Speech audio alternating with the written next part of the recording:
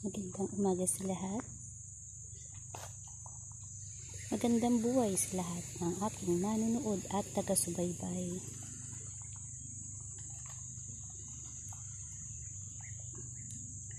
Ako po ay nanghahanap ng iba't ibang uri ng bato o mutya kung tawagin na may kapakinabangan sa bawat magtatangan o mag-iingat nito.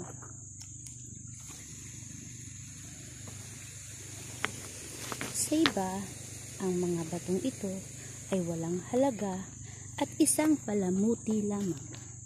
Ngunit sa amin, sa mundo ng espiritual, ito ay nagkakaroon ng ibang bertud o kakayanan kapag ito ay nadasalan o naorasyonan na.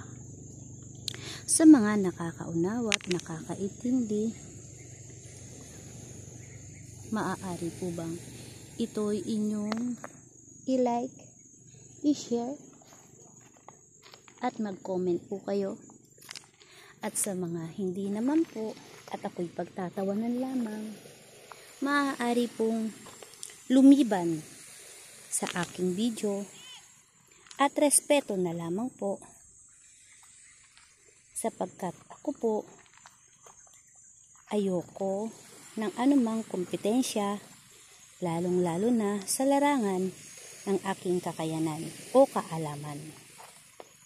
Akin lamang pong ibinabahagi ang aking munting nalalaman